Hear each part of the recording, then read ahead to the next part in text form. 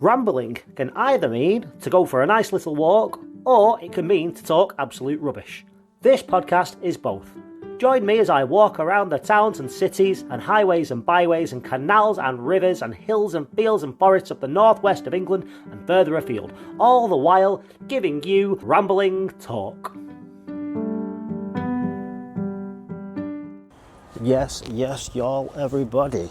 So today is Tuesday the 9th of March, and to be completely precise, it is 11:15 a.m. and we are off once again, like the renegade masters that we are, for another little ramble.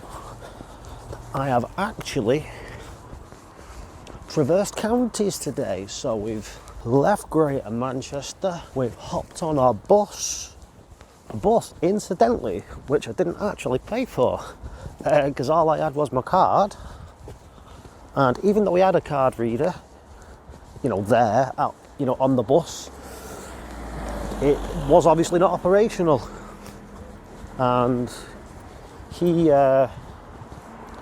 said, "Oh, don't worry about it, we'll stop somewhere on the way."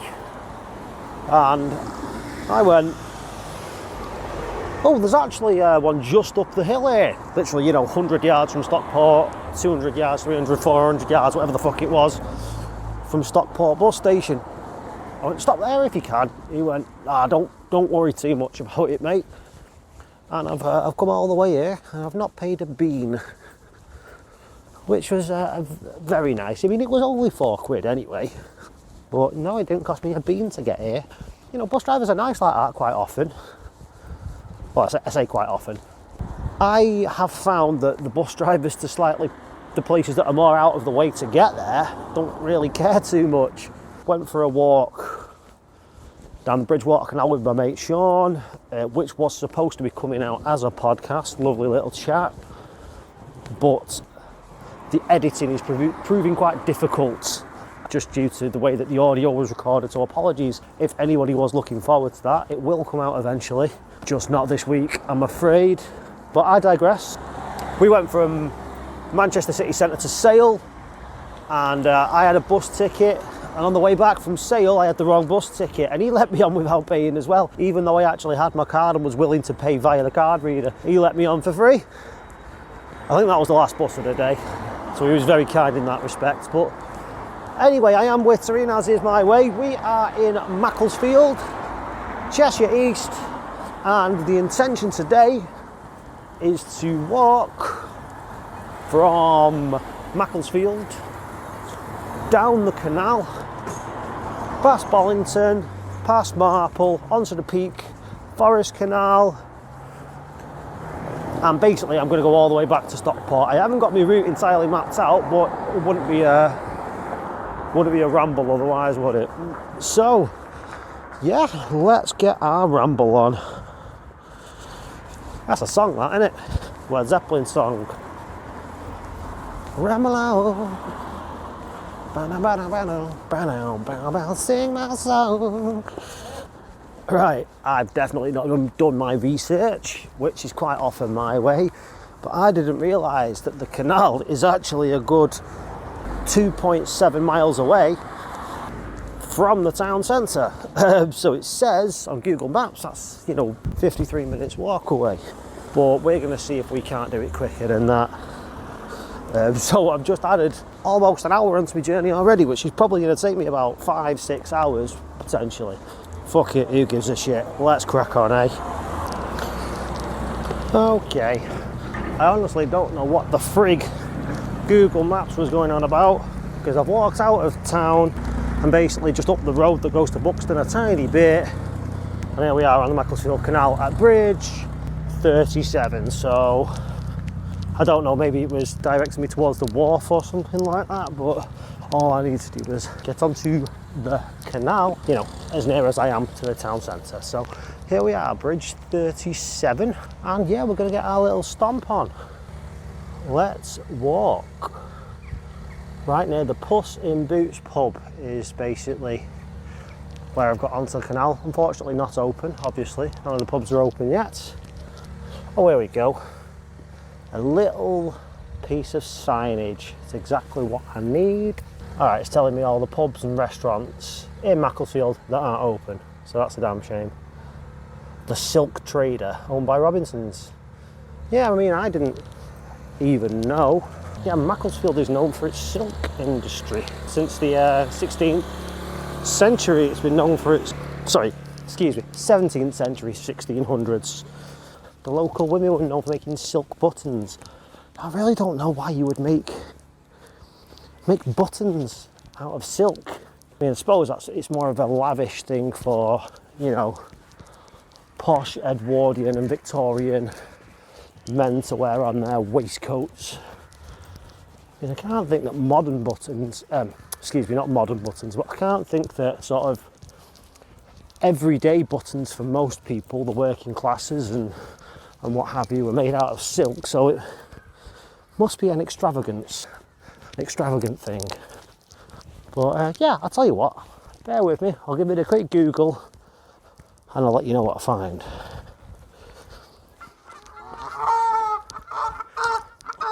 Yeah, these swans, or geese I should say, they're proper kicking off. Folk, they're following me. It's right, we've got geese in the field just over and away from the canal and the geese on the towpath. What are they trying to say to each other? Proper kicking off is what they are. Sounds like they're trying to have a barney from a distance. That's something else I need to research. What are they saying when they communicate like that? Hold that thought. And you know what, I am glad. I'm going to do that typical British person, Englishman thing of going, ooh, the weather's turned out nice. But it has. You know, packed to be waterproof coats, it said it was going to be rain. But the sun is out in Cheshire East. The sun is out and it never fails to pick my spirits up. I was not feeling terrible, but I was just feeling a little bit shitty with myself for not getting the edit done on the Bridgewater Canal episode, which obviously I did with my very good friend Sean Mason. But to be perfectly honest, all it is I am a technical moron. I don't know how to do things very technically well. I'm the world's worst editor, that's for sure. And I was hoping prior to the recording with Sean, I would have worked out a way to record on one track. But I didn't, so we just had two separate audio tracks and I've tried to edit them together and we paused it several times and can't really sync it, and because I get incredibly frustrated with myself, can't do it. It annoys me terribly. I get frustrated with myself more than anyone else in the world, but I am getting better at that, I think. I will get it out eventually, I promise I will.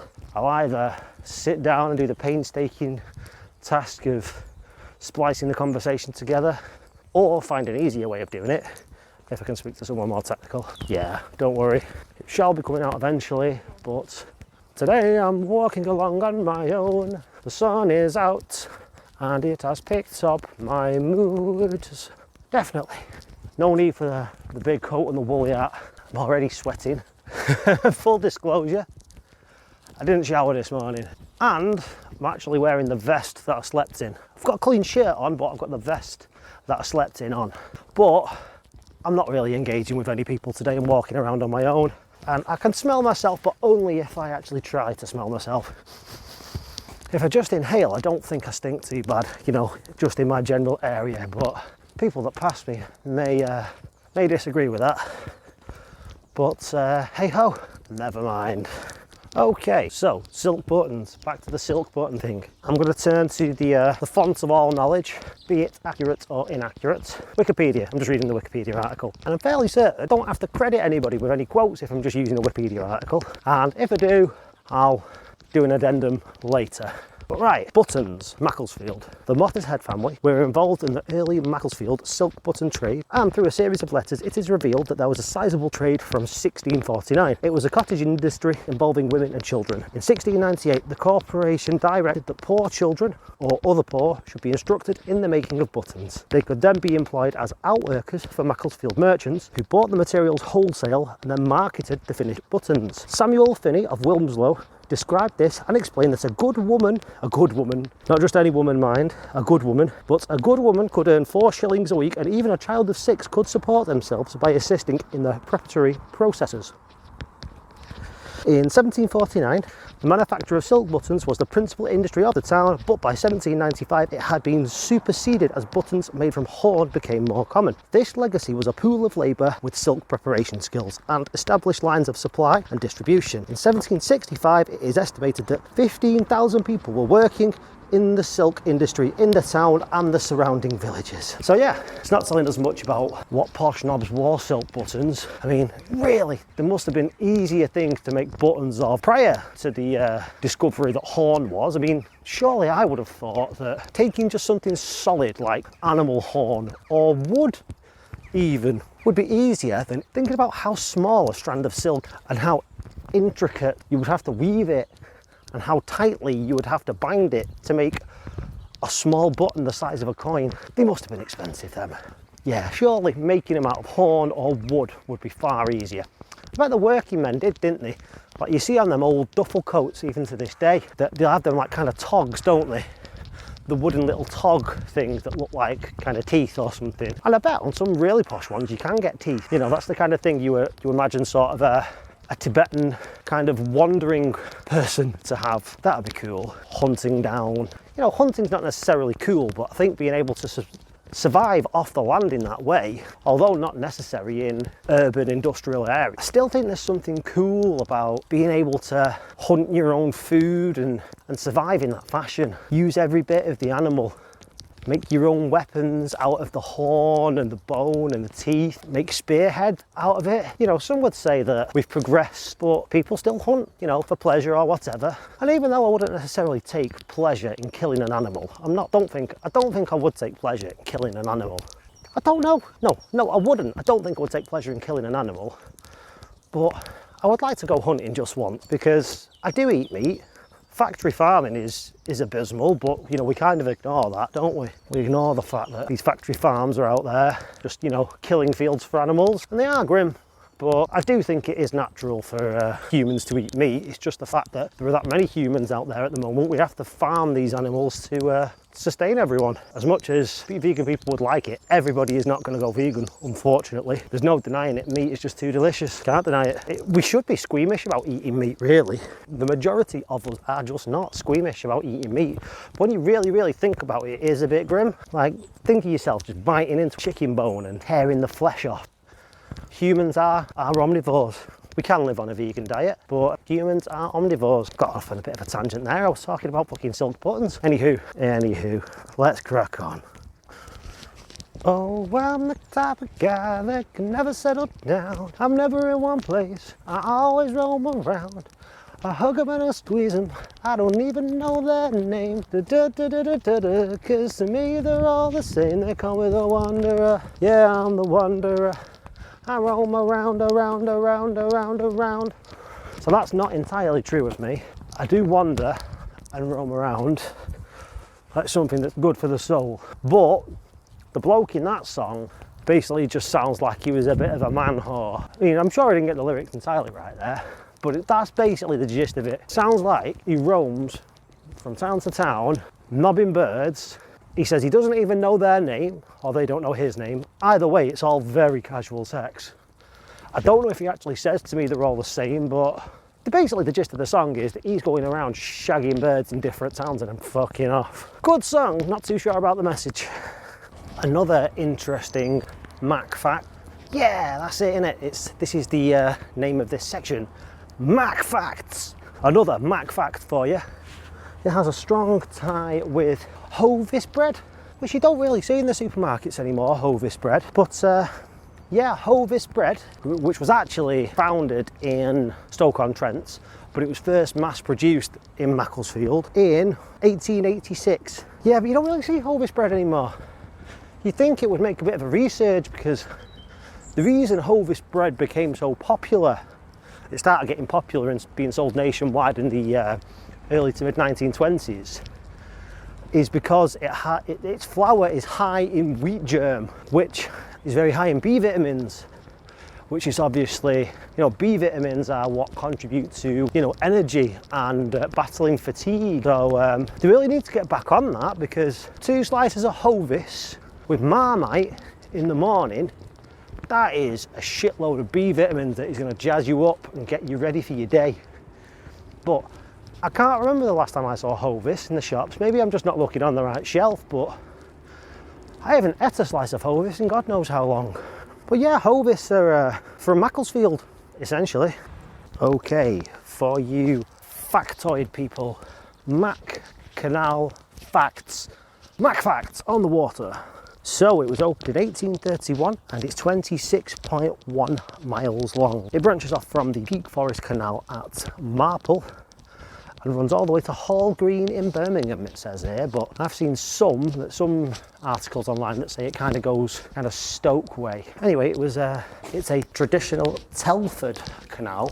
Now I've just learned that a Telford Canal basically refers to the engineer and architect Thomas Telford, who's basically a famous engineer and architect and road builder and canal builder, who was originally from Dumfriesshire in Scotland. He grew up in a little tiny a little farm in a place called Glendinning, Dumfriesshire, and he was a very famous engineer of the 18th century, and his way of building canals was more direct. So basically, prior to that, canals followed the contours of the land. They weaved and what have you, and followed the ridges and the contours of the land. But he basically thought, well, that just makes your journey a hell of a lot longer, doesn't it? So he made the canals a lot more straight and basically cut into the embankments and hills and stuff, and hey presto, travel became quicker. And yeah, this guy was a bit of a legend. He built a lot of roads as well. So a lot of the A5, the A45, the A41. He built the Menai Bridge in Anglesey, which is a cool bridge if you're into bridges. He was dubbed the Colossus of Rhodes, which I'm sure you will know is a play on the Colossus of Rhodes in Greece. So yeah, he was a bit of a ledge, Thomas Telford, and he travelled from up in Dumfriesshire, became a stonemason at age 14 and travelled down to London. Just think what balls it must take to travel from Scotland to London in the 18th century, the 1700s, just on the hope that I have heard of this London and I will go and find work there. And he did. You know, he was an apprenticed stonemason, but he apparently taught engineering to himself somehow. You know, just worked out engineering by himself somehow, which is just mental. The town of Telford in Shropshire is actually named after him, because he built a lot of the roads around there, and one of his earliest pieces of work was he renovated Shrewsbury Castle, excuse me. But yeah, the town of Telford, Shropshire is named after Thomas Telford, who built the Macclesfield Canal, amongst many, many other things. Okay, so I'm just coming up to Kerridge Dry Dock, and I'm on the lookout for funny boat names. Can't see any just yet. The Midget Gem, that's kind of cute. The Mistress. So basically this bloke doesn't want to spend any time with his wife. He'd rather spend time with his mistress, which is a boat. You know, you can't even have sex with a boat. Not that I'm encouraging him to take up a real mistress and have sex with her. Hey, who knows, it could be a woman that's got a mistress. But I'm not encouraging infidelity in a relationship. I don't know what point I'm trying to make, to be honest, other than the fact that there was a boat called the Mistress. Oh, that's a very nice, smaller looking canal boat. It's a lot shorter than a lot of them. And it's just called the Little Love. And it says, bobbing along, just bobbing along. I mean, you can't exactly get anywhere fast on a canal boat, can you? You can't really be able to go much faster than 5 miles an hour, I wouldn't have thought. You know, it's a slow way to get around, but it's a pleasant way to get around if you steer clear of naughty water birds, geese, swans and the like, because they will kick shit out of you. Right, I believe we're coming up on Bollington. Bridge 28 of the Macclesfield Canal, and I see industrial looking buildings up ahead. Well, let's see if we can find out what they are. Okay, we are indeed at Bollington, and I have found me a bloody sign put here by English Heritage. Bollington, Adelphi Mill and the canal. So let's give it a read then. Bollington is a former mill town based originally on the valley of the River Dean. After early life based on agriculture, the town has a fascinating history from the Industrial Revolution, based on the cotton industry, mining and stone quarries. In the later part of the 18th century, water mills began to be built to power industry requirements, particularly for corn and cotton. A lower house mill was built in 1818 by the Antrobus family, but not put to use until taken by Samuel Gregg and opened as a cotton mill. During the period 1832 to 1846, Samuel Gregg Jr. built the supporting community facilities for his workers at Lower House that became known as Happy Valley, a name still used by the locals for the town. However, the development of the cotton industry in the town was really dominated by the Swindles family. Okay, Adelphi Mill. The word Adelphos is Greek for brothers. The Adelphi Mill was constructed about 1858 by two brothers, George and Martin Swindles, local cotton spinners who also owned the Clarence Mill. The mill was initially used for spinning cotton, but was soon converted for the production of fine silk. Now, we talked about silk before, didn't we? It was built alongside the canal to take advantage of this form of transport. However, the arrival of the railway in early 1870 provided more rapid transport than could be provided by the canal, and this led to a switch to the railway and the decline of the canal. During the Second World War, the mill was used for the manufacture of parachutes. From the end of the 1960s to the late 1980s, the mill was used for the production of webbing for car seatbelts. The mill was then converted to its present use for offices and light industry. Okay, and let's see what the official English Heritage British Waterways sign has to say about the canal. So, the Macclesfield Canal forms part of the Cheshire Ring of Canals and runs for a length of about 26 miles from Marple to Kidd's Grove. The canal was opened in 1831, got that right, and was one of the last canals to be built in Britain. It links the Peak Forest Canal at Marple Junction in the north. It links the Peak Forest Canal at Marple Junction in the north with the Trent and Mersey Canal at Hall Green in the south. At its highest level, the canal is 518 feet above sea level, and it is maintained at two levels, divided by 12 substantial stone locks over a length of 1¼ miles at Bosley. The canal was built to serve various industries along its length, including the mills, mines and quarries at Bollington. The canal is carried over the road by two stone aqueducts in Bollington, at Grimshaw Lane and at Palmerston Street. There are many stone bridges over the canal, including 6 of the change or turnover type, where the towpath crosses from one side to the other of the canal to the other, enabling horses towing boats to cross without unhit. The whole canal length is a conservation area. And in February 1912, the canal burst its banks at Tinker's Clough, south of the Adelphi Mill, and thousands of fish and gallons of water flooded into the street.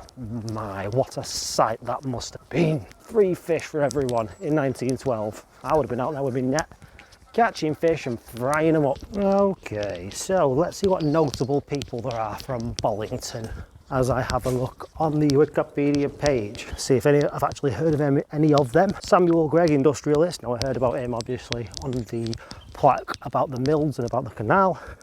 John Ryle, industrialist, blah blah blah blah. Emma Brooke, British novelist and campaigner for the rights of women. That's a very worthwhile cause, but honestly I've not heard of her. Nobel Prize winning physicist, blah blah blah. James Chadwick. Terry Waite, bloke who was held hostage in Lebanon for 4 years and is now a humanitarian. He was born in Bollington, so I've heard of him and his story. That's pretty cool. David Dickinson, the walking piece of oak furniture that he is.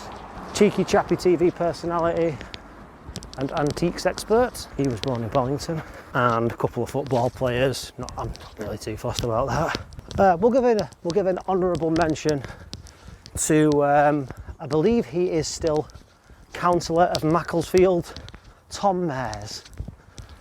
Basically, he's just a mate of mine who you know, I went to college with him.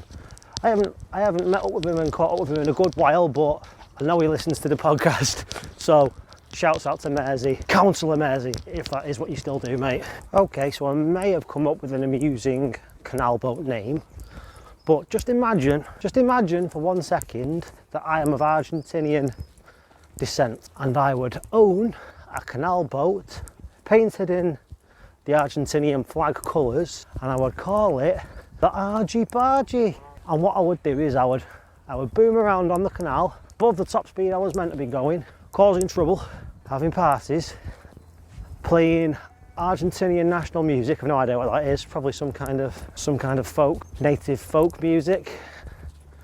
And yeah, it'd be the argy bargy. Not a phrase you really hear anymore, an argy bargy. I'm sure it came around during the Falklands. I wasn't even alive during the Falklands. Definitely a phrase that sort of is kind of still around. You hear it every once in a while, an argy bargy.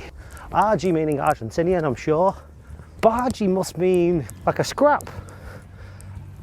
But I've never heard that word on its own. I've only ever heard the term argy bargy. I've never heard anyone say, oh, there was a right bargy down the pub last night. Right kicked off. So if anyone is able to tell me if they've heard that word used without the word argy, let me know. I don't know why, but for some reason I just started wondering, is there any piracy on canals? Because if there's not, there should be. From the criminal's point of view, it seems like easy pickings to me. You just rock on the canal with a jet ski or something, maybe something slightly bigger. It's a very, very small powered boat that you can pick up and run with though. No, I've not thought this through properly. But basically what you do is you get a small powered ship, vehicle, boat, and basically you just target canals, canal boats. Because like most of the people that potter about on canal boats are like older people. So they could be very easily robbed. Not that I'm a thief, it's just that I have like this mad imagination. Just thinking, you know, what if?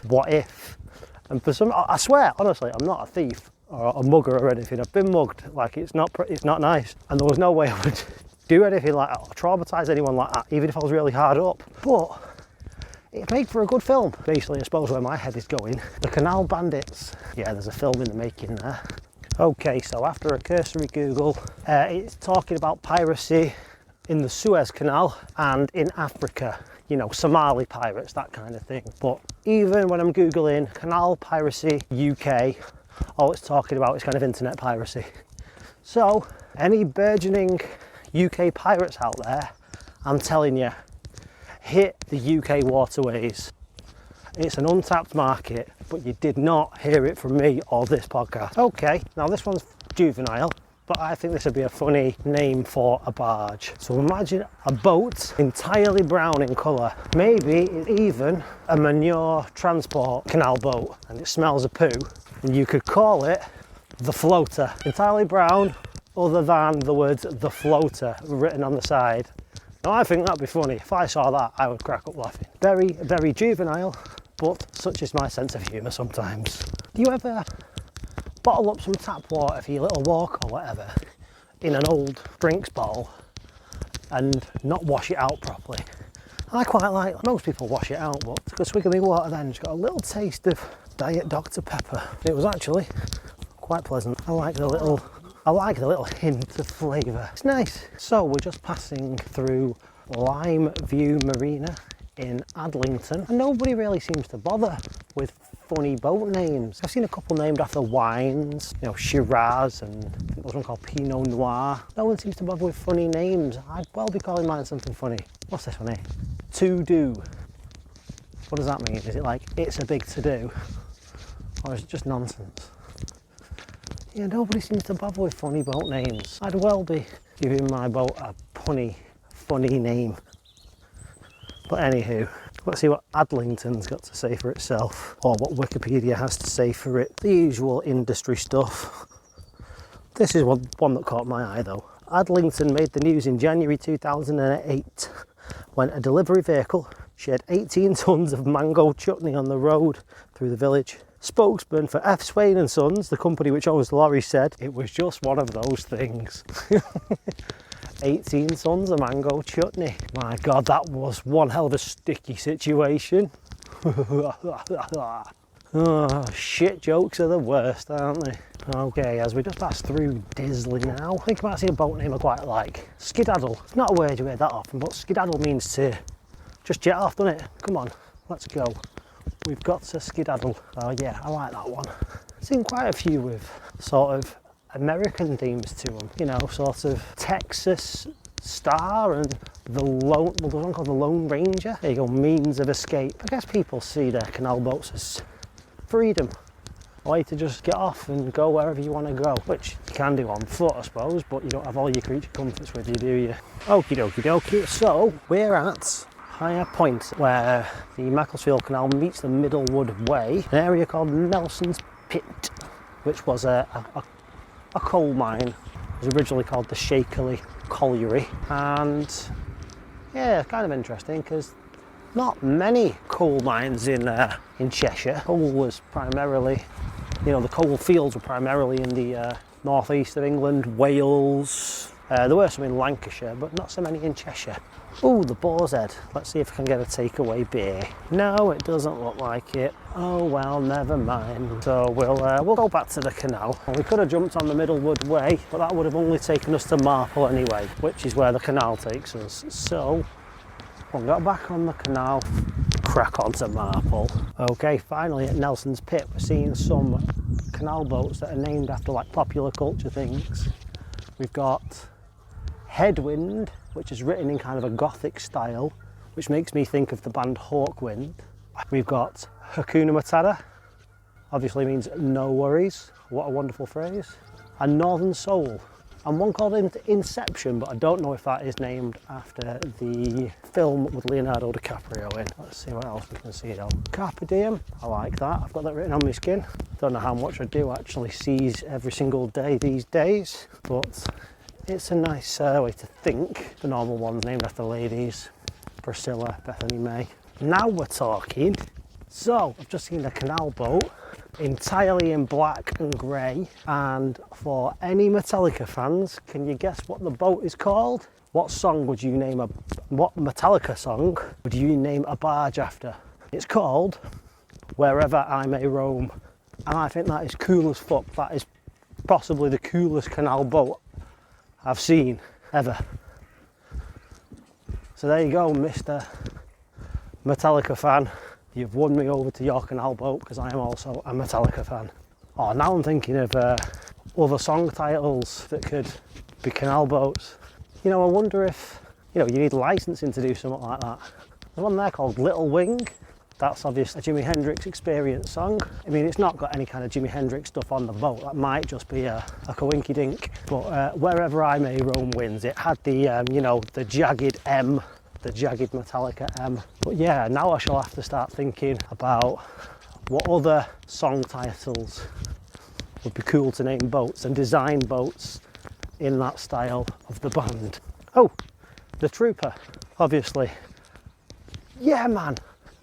There should be an official Iron Maiden barge called the Trooper, covered in eddies. I'm surprised Iron Maiden haven't done that. You know, they seem to merchandise everything else. Why isn't there an official Iron Maiden canal boat? This is what the metal fans want to see. Okay, I don't know if this canal boat is a coincidence, but it's called Coverdale, and it's black and white in colour. Now, David Coverdale was the singer from the band Whitesnake, but that may just be a massive coincidence. Now, I didn't think I was going to come on this walk learning new words, but I saw a canal boat. We're just outside Marple now. Well, we're coming into Marple really. We're just not at the locks yet, but anywho, there's a canal boat called Coddywomp. I thought, that's a silly word and a funny sounding name. Let's give it a Google. And it's an actual word. Coddywomp, verb, to travel in a purposeful manner towards a vague destination. Wonder if I can get that into conversation. Oh, I was just out for a little coddywomple the other day. Yeah, I love that. I mean, it could almost be an alternative name for this podcast, couldn't it? But I'm more travelling in a vague manner towards a definite destination. Okay, so we have come to the very end, or the very beginning, depending on which way you look at it, of the Macclesfield Canal, where it joins up with the Peak Forest Canal at Marple Locks. So we're going to deviate off the canal and head towards the River Goyt, and from there we're going to walk down the Goyt until we get to Stockport town centre. So we are on to the next phase of the walk, if you like. Now, that was a lie a minute ago, because we're still going to be on the canal for a short while longer as we head towards the River Goyt. We're basically going down the locks now, down Marple Locks. Some nice countryside beside us. You know, the Peak Forest Canal, if you were to follow that, goes to Whaley Bridge. It's a Bugswood Canal basin. We are walking down the locks towards the Goyt, so we're going to continue along the canal for a short while longer. I believe we're going to be going past Marple Aqueduct. I'm almost positive of that. But while we're at this here, I bet you're dying to know about some famous people from Marple. Now, Timmy Mallet, the children's television presenter, an extremely silly man, who I thought was hilarious when I was a kid. Don't know if anybody remembers Whack-A-Day, shark-infested custard, all that business. I don't know if it holds up, we'll see. I'll YouTube some stuff when I get in, we'll see if it holds up. But we all like a bit of silliness. And something I didn't know is Tony Wilson actually grew up around here. The, you know, impresario and head of Factory Records, you know, Joy Division, Happy Mondays, the Hacienda. In my opinion, one of the most important musical movements in the history of popular music. Tony Wilson grew up in Marple, and I had no idea about that, so that is cool as. There should be a statue around here of him. There's not. There's not even a statue of Tony Wilson in Manchester, which is bloody ridiculous. Why are there no statues of Tony Wilson anywhere? There should be statues of Tony Wilson in Marple and in Manchester, at the least. Man, we should start a campaign. Let's get some statues of Tony Wilson. Statues of Tony Wilson everywhere. Now, here's a little Marple link for you. Tony Wilson grew up in Marple. Tony Wilson was played by Steve Coogan. He was played by Steve Coogan in the 2008 three-part drama comedy Sunshine. Sunshine starred Steve Coogan. There you go. So how's that for a little tenuous link for you? That noise in the background is the running water. We are obviously at the locks. It's a long flight of locks. I believe it's 15 locks, and we're at lock 10 currently. So obviously at the locks there's a lot of water moving around. The locks are what stopped the canal from bursting its banks and drowning us all, kind of. We are at Marple Aqueduct, and who is ready for some information off a plaque from the Inland Waterways Association? Marple Aqueduct, one of the wonders of the Cheshire Ring. This three-arched aqueduct carries the Peak Forest Canal nearly 100 feet over the River Goyt. Opened in 1800, its designer was the Peak Forest Canal engineer Benjamin Outram. The Peak Forest Canal was the main route to Dickinson and was opened throughout. It looks like it's supposed to say throughout, but it says throughout. Anywho, was opened throughout in 1804. It fell into disuse in the 1960s, and restoration was started by the Inland Waterways Association and the Peak Forest Canal Society with stalwarts like Cyril Boucher. A tram road was laid in 1798. Enabling limestone traffic to travel to Manchester with freight from the quarries in the Derbyshire Hills. The tram road at Marple was doubled in 1801 and operated until the opening of the locks in 1804. The locks allows boats to descend 214 feet from the level of the Macclesfield Canal. The aqueduct and flight of 16 locks forms part of the Cheshire Ring of Canals and still represent an amazing feat of engineering. So a couple of spelling errors on that. I did read that out verbatim, but it's still impressive stuff. And there's a lovely red circular plaque that says, "This elegant aqueduct, designed by Benjamin Outram and built 1794 to 1800, is the tallest masonry arch aqueduct in the UK." Impressive stuff, eh? What have the Romans ever given us, eh? Aqueducts. That's what they gave us, among many other things, such as roads. Okay, so I've just seen something which actually made me a little bit emotional. So just on the aqueduct, obviously there's a footbridge going across it.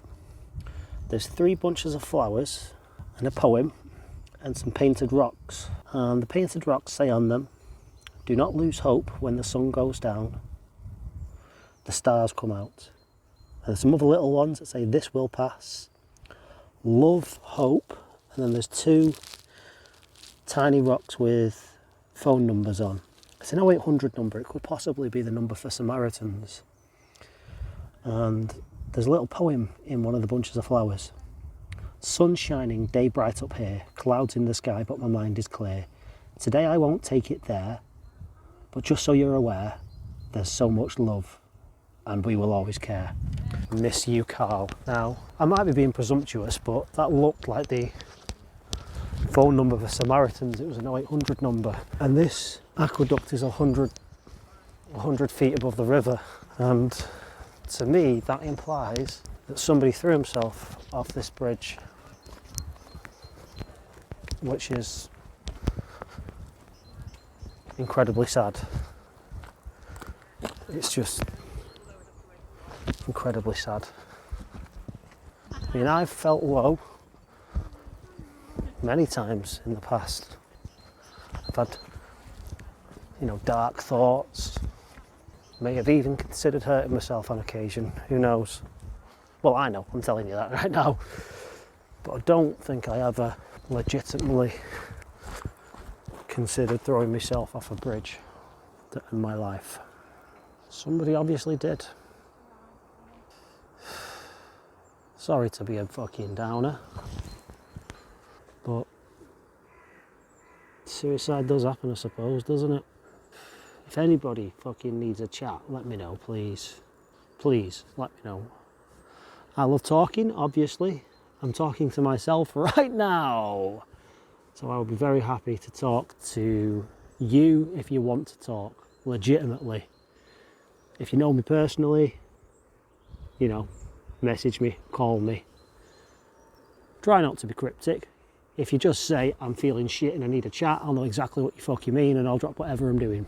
If you don't know me personally, it's at Rambling Talk on Instagram.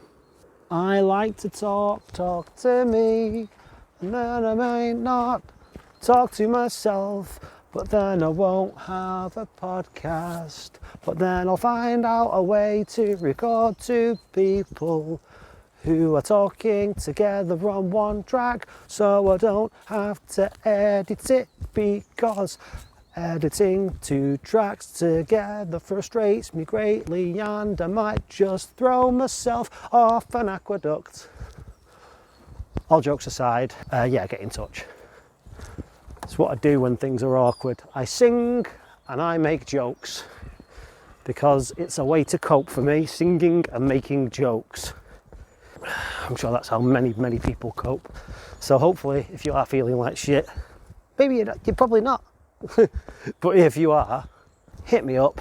We'll have a laugh. We'll laugh and we'll smile and we'll talk frankly. Too many blokes still, I think, don't talk frankly. They either thinly veil what they say and say it in a kind of roundabout way, or they have to get pissed first, which inevitably can lead to poorer mental health if you're drinking too much. But it's also a way that a lot of repressed British men talk to each other. But anywho, history and aqueducts and stuff. Less sadness, more history. The Onion Barge, canal boat, and it's actually for sale. Shame I don't have any money. I would love to own a boat called the Onion Barge. It's funny, one of the few funny ones I've seen today. The Onion Barge. Wonder how much it is. Should have taken a picture of that. Hippy dippy, it's got a yin yang on it as well.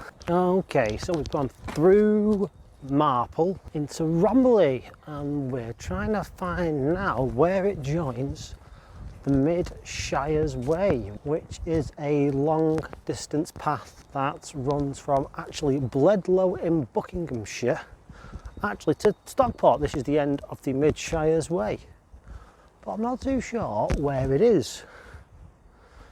So we're going to walk down the canal for a little bit longer, past the Romiley Forum, which is, I actually used to be a member of the Romiley Forum back when I was about 19. I did a couple of musicals there. Yeah, God, I've not done a musical in a long time. I've kind of had an on-off relationship with musicals. I used to like them, then I didn't like them, and now I think I like them again. And I'm trying to make another go of doing the acting. Yeah, I think I might like to be in a musical.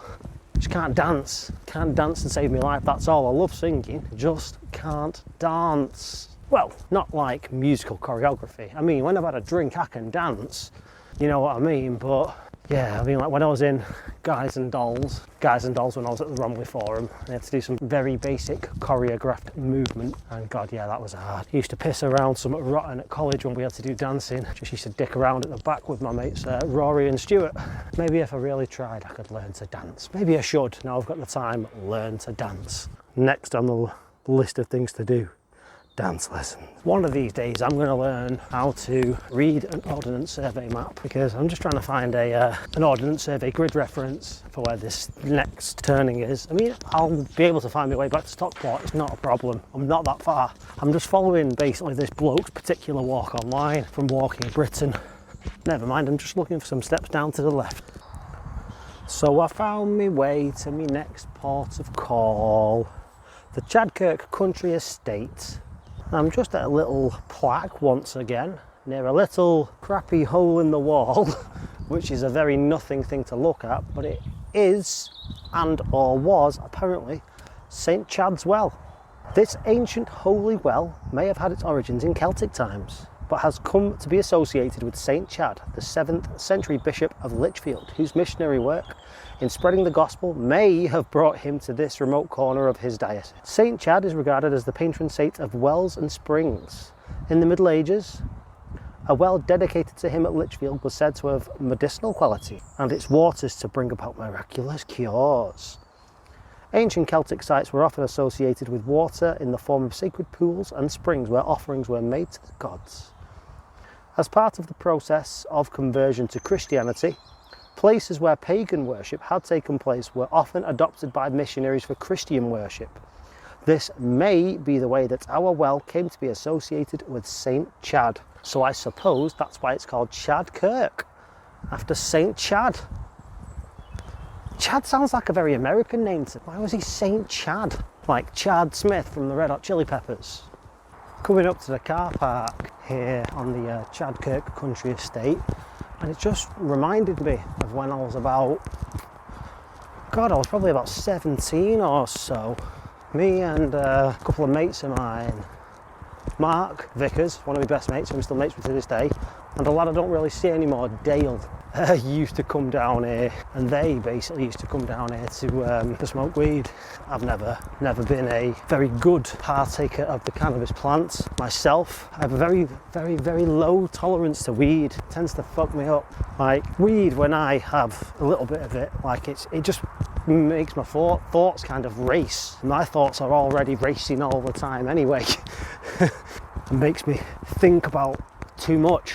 My brain is already always thinking too much. That's why I'm walking around talking to myself. But by the by, yeah, we used to come down here and they used to have a smoke. I remember Dale used to have this Ford Fiesta car that had a St. George cross over the top of it. It was white and it had a red cross over the top of it. It was the most kind of trailer trash car you would ever see. Like Ford Fiesta with a white St. George cross on the top.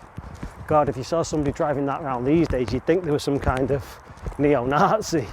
Dale wasn't a neo-Nazi, at least not as far as I know. But yeah, it just sparked off a little memory of when we used to come down here before we really went in pubs. And now obviously, lockdown, we can't go in pubs now, so we walk about the place. Maybe there's still a culture of people who hang around getting stoned in car parks. I'm sure there is. I wonder if many adults are doing it now that they can't go in pubs. You see quite a lot of people out having cans out and about, which is fine. I've done it once or twice myself, but most of them buggers who don't go out in the countryside very often just leave the shit everywhere, and bins are overflowing with coffee cups and beer cans, and oh god, it boils my blood. Just take your rubbish home with you. You brought it with you in a bag, stick it in a bag, stick it in a bin when you get to a bin. But anyway, I digress. Yeah, hanging out in car parks, getting drunk can be fun, and it's cheap. Stockport Hydro, community-owned renewable energy supply. You are standing in front of the first community-owned hydroelectric scheme in Greater Manchester. The water diverted from the weir flows down the Archimedean screw turbines, turning them and generating electricity. Fish are not harmed by passing down the screws, and there is a special new fish pass to assist fish such as salmon swimming up the river to breathe. The power generated rises to 60 kilowatts when the river is high and drops to a tenth of that when there is less water available. In a typical year, enough clean, green electricity is generated for the domestic use of over 175 local residents. The scheme was funded primarily by a community share offer which has now raised more than £250,000, supported by a loan and a grant that has covered environmental works, including the fish pass. The renewable electricity that we generate feeds into the national grid. Any profits will be distributed amongst local community projects and a return paid to our investors. So we have now crossed over the River Goyt. We're now walking down a trail known as, well, not known as, it's called Alan Newton Way. Now, who was Alan Newton, I hear you cry? Well, I'll tell you. Alan Newton was a professional cyclist who was born in Stockport.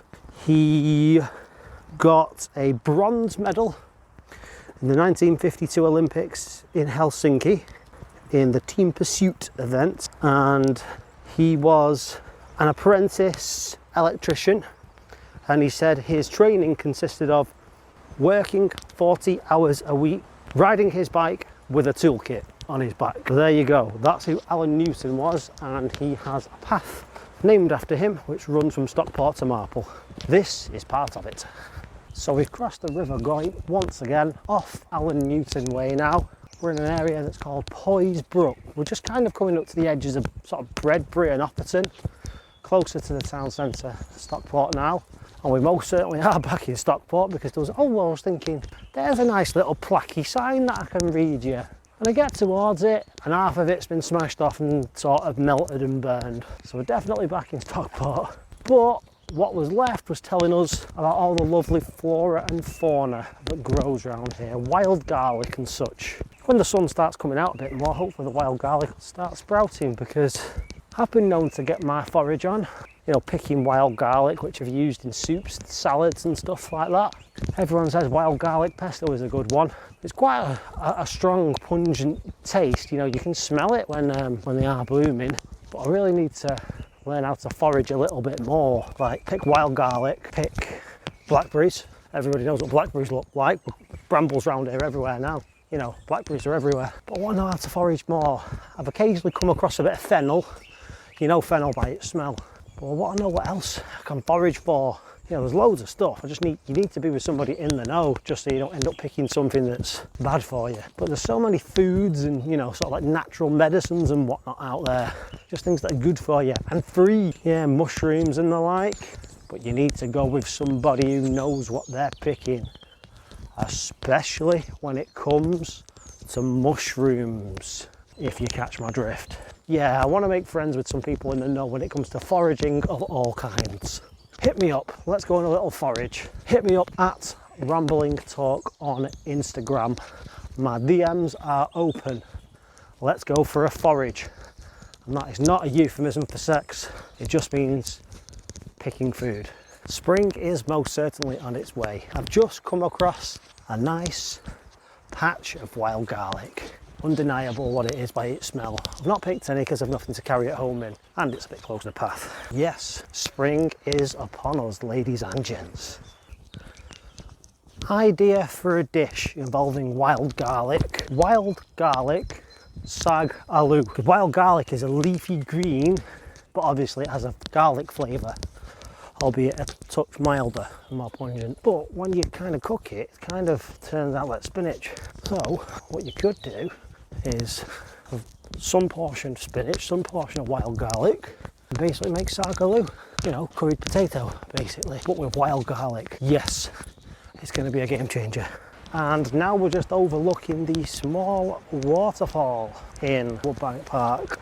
The waterfall, not dead high, what is it? Maybe 5-6 feet high, but just a memory ago, flashback to childhood. Maybe we were about 13 or so, 13, 14. We used to go down here fishing, no licence like. We never really caught anything apart from a couple of minnows and a couple of little perchers. But we used to dick around and we used to jump off that waterfall. I only did it once because I was a bit scared, to be perfectly honest, because it's silly to do, and just think how polluted it is, really. It must be so terribly polluted. But we didn't care, we still jumped in the river. What a bunch of idiots. I think kids still do that, but about half of them wouldn't tell their mums that they were doing it. I didn't tell my mum that I did it. Maybe I would have done after the fact, because I came home all shitty and covered in crap. But, you know, it's good to get out and get dirty and get covered in crap. Good for your immune system, or so they say. So I'll hit you with the last few factoids that I can be asked doing, basically, as we reach the top of Woodbank Park to the house and the museum there. So it says here on parksandgardens.org, the house was built by Peter Marsland, a cotton manufacturer between 1812 and 1814 on the site of a timber-framed farmstead. The architect was Thomas Harrison of Chester. The estate remained in private ownership until 1921 when it was purchased by Sir Thomas Rowbotham. He gave the hall and 89 acres to the town as a memorial to those who had been killed during World War I. That's why it's called Woodbank Memorial Park. Rowbotham gave a further £2,000 towards the refurbishment of the hall, which had fallen into disrepair. The hall was then reopened to the public in 1931 as a museum, reading room, lecture room and cafe. These facilities were closed in 1948 and only the cafe now remains open. In 1953, a new range of glass houses was built to replace those at Vernon Park. There are 3 large glacial boulder stones in the park. Now, I can test that because my memory of Woodbank Museum when I was a kid, you know, 13, 14 till 20 years ago, 21 years ago, whatever, like, we used to go in the museum and dick around. So, just as I head out of Offerton and towards the town centre, I may as well sign off. Oh, let's have a look at this actually very quickly. The Peak and Northern Footpaths Society. They're the people who make all your signs and pathways, basically, all over the peaks in the north of England. Right here in Stockport, Turncroft Lane. And we're just heading towards the dual carriageway, so it's getting busy now, because it's, you know, most people are commuting back from work. But I'll say goodbye. You know, it was a pretty decent walk today, actually. I quite enjoyed it. Quite easy to follow. Let's go straight down the canal and then, you know, meander through Kirk. I liked it. So I'm feeling a little bit nostalgic now. So I've got some Country Choice cider from the off licence. It's what I used to drink when I was in university. £1 a can at this off licence. I swear we used to get it for $2.29 for a 2 litre. But by the by, I digress. I'm going to sign off from the Macclesfield to Stockport walk. If you've enjoyed it, just hit me up on Instagram at Rambling Talk. Let me know. You know, correct me on some of my facts I got wrong. Let me know where you think I should go walking next, and when I've worked out a way to record 2 people on one track where I don't have to edit it together in a painstaking manner, I may even join you. Anyway, thanks very much for listening, and see you again real soon for another little ramble. Bye!